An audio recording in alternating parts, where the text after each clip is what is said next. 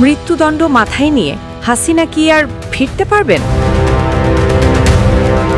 সাবেক প্রধানমন্ত্রী শেখ হাসিনার বিরুদ্ধে আন্তর্জাতিক অপরাধ ট্রাইব্যুনালের দেওয়া রায়, এটাই স্বাভাবিক।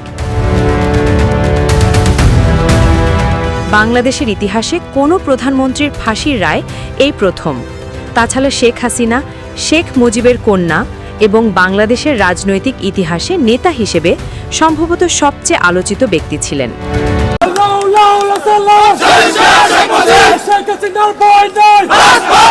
আওয়ামী লীগের প্রেসিডিয়াম আমরা জামিনের প্রার্থনা করেছি।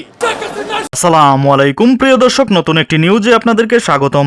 দর্শক, বাংলাদেশের যে বর্তমান রাজনৈতিক প্রেক্ষাপট এবং যে পরিস্থিতি সৃষ্টি হয়েছে তারই আলোকে আপনাদের সামনে বেশ কয়েকটি গুরুত্বপূর্ণ ভিডিও নিয়ে হাজির হয়েছি, যার কিছু অংশবিশেষ ভিডিও শুরুতেই দেখেছেন। দর্শক, ভিডিওর শুরুটা দেখেই কিন্তু বুঝতে পেরেছেন আজকের ভিডিওটা কতটা গুরুত্বপূর্ণ হতে চলেছে। তাই বলবো এক সেকেন্ডও না টেনে পুরো ভিডিওটি দেখবেন।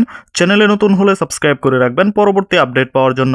ভিডিওতে একটি লাইক করে দেখতে থাকুন সম্পূর্ণ ভিডিওটি। বাংলাদেশের ইতিহাসে কোনো প্রধানমন্ত্রীর ফাঁসির রায় এই প্রথম।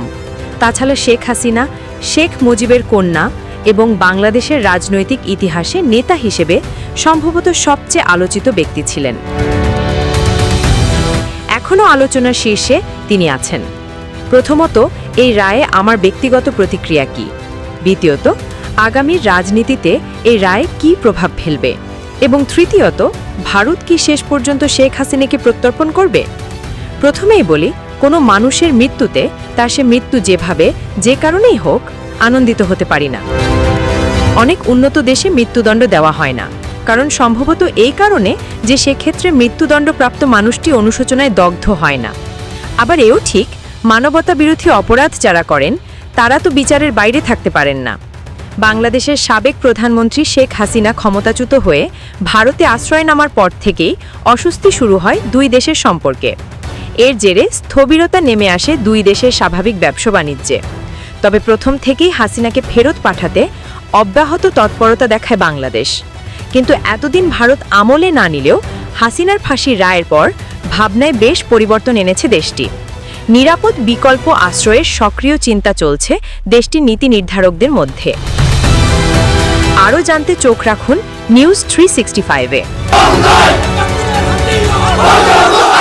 নৌবন্দর এবং টার্মিনালগুলি, সমুদ্র বন্দরগুলি বিদেশের সাথে চুক্তি করার বিষয়। আমজনতার দল দেশে বন্দর ও টার্মিনাল সমূহ পরিচালনার দায়িত্ব বিদেশি কোম্পানির হাতে তুলে দেওয়ার সরকারি সিদ্ধান্তের তীব্র নিন্দা ও গভীর উদ্বেগ প্রকাশ করছে। এই চুক্তি অবিলম্বে বাতিল করারও আহ্বান জানানো হচ্ছে। দেশের অর্থনীতি ও সার্বভৌমত্বের জন্য চট্টগ্রাম বন্দর অত্যন্ত গুরুত্বপূর্ণ একটি স্থাপনা। গত কয়েক দশকে বন্দরটি নিজস্ব জনবল ও সক্ষমতায় পরিচালিত হয়ে আসছে। সর্বশেষ নিজস্ব অর্থায়নে আধুনিকায়ন করার পর নিউ মুরিং বন্দর লাভজনক একটি স্থাপনায় পরিণত হয়েছে। বিদ্যমান পরিস্থিতিতে বিদেশি অপারেটরের কাছে টার্মিনাল ইজারা দেওয়ার কোনো যৌক্তিকতা নেই বলে আমরা মনে করি। আমজনতার দল মনে করে দেশের অর্থনীতির লাইফলাইন হিসেবে পরিচিত বন্দরের নিয়ন্ত্রণ বিদেশিদের হাতে তুলে দেওয়া জাতীয় নিরাপত্তার জন্য একটা বড় হুমকি।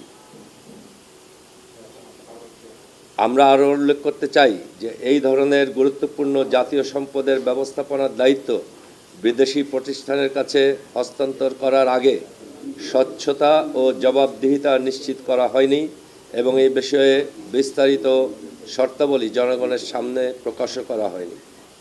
বিশেষত বিদেশিদের নিকট হস্তান্তরের পূর্বে চট্টগ্রাম বন্দর কর্তৃপক্ষ প্রায় ৩৯ বছর পর বন্দর সেবার চার্জ গড়ে প্রায় ৪১% বৃদ্ধি করেছে।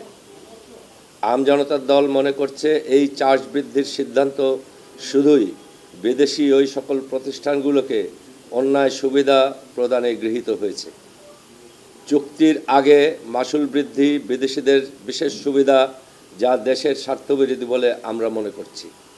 দীর্ঘমেয়াদে বন্দর বিদেশিদের হাতে তুলে দিতে সরকারের জোর জবরদস্তিমূলক অস্বাভাবিক আচরণ মনে করছে আমজনতার দল। আমজনতার দল আহ্বান জানাচ্ছে এসব অপতৎপরতা বন্ধ করে দেশের আইন শৃঙ্খলা ও ব্যবসা বাণিজ্যের জন্য নিরাপদ পরিবেশ তৈরিতে মনোনিবেশ করতে। বন্দর টার্মিনাল বিদেশিদের হাতে তুলে দেওয়ার সিদ্ধান্ত হতে ফিরে না আসলে দেশের মানুষকে সাথে নিয়ে আমরা হরতাল অবরোধের মতো কঠিন কর্মসূচি দিতে বাধ্য হব। ধন্যবাদ আপনাদের সবাই। সম্মানিত দর্শক, সম্পূর্ণ ভিডিওটি দেখলেন, অবশ্যই বুঝতে পেরেছেন ভিডিওটি গুরুত্বপূর্ণ ছিল। দর্শক, এই ভিডিওতে যে তথ্যগুলো আপনারা পেয়েছেন এ বিষয়ে আপনাদের কি মতামত তা অবশ্যই কমেন্টে জানাবেন এবং পরবর্তী আপডেট ভিডিওগুলো সবার আগে পেতে চ্যানেলটিকে এখনই সাবস্ক্রাইব করে রাখুন। এই মুহূর্তে বিদায় নিচ্ছি, দেখা হবে পরবর্তী নতুন কোনো ভিডিওতে। সে পর্যন্ত ভালো থাকুন, সুস্থ থাকুন। আসসালামু আলাইকুম।